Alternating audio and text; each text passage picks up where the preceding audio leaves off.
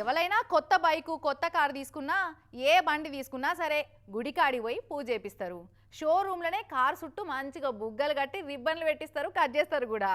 బయటకు తీసేటప్పుడు ఏదో ఫోటోలు రీల్స్ వీడియోల కోసం కారు మీద పరదను గుంజిపిచ్చి ఖుష్ అవుతారు. ఇక కొత్త కారు కొన్న సంబరం ఇంకెట్లుంటుంది చెప్పుర్రి, ఎప్పుడెప్పుడు నడపాలనా అన్నట్టే ఉంటుంది. గట్నే ఒక ఆమె 27 లక్షలు పెట్టి కొత్త కారు కొన్నది.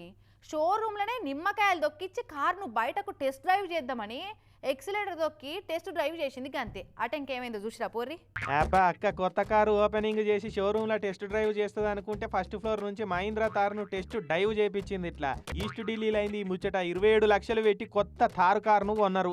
కొత్త బండి కాబట్టి నేనే తీస్తా అని ముచ్చట పడ్డట్టున్నది అక్క. భర్తను పక్కపొంటి సీట్ల కూర్చోబెట్టుకొని నిమ్మకాయలు దొక్కిచ్చి షోరూంలోకి వెళ్ళి బండి బయటకు తీద్దాం అనుకున్నది.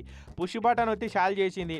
మరి అది ఆటో గేరో ఏందో కానీ అక్క హ్యాండ్ బ్రేక్ తీసి బ్రేక్ అనుకొని ఆయన ఎక్సిలేటర్ను దొక్కితే బుయ్యమని మూత పెట్టి షోరూమ్ అద్దాలను వక్కలు చేసుకుంటా డబేలు అని ఫస్ట్ ఫ్లోర్ నుంచి కిందకు బోర్ల బొక్కల కారును ఫ్లై చేపించి ల్యాండ్ చేసింది అక్క. ఇట్లా కొత్త కారుకు చిన్నగా గీత పడితేనే గుండెలా గంట పెట్టి తిప్పినట్టు అవుతుంది.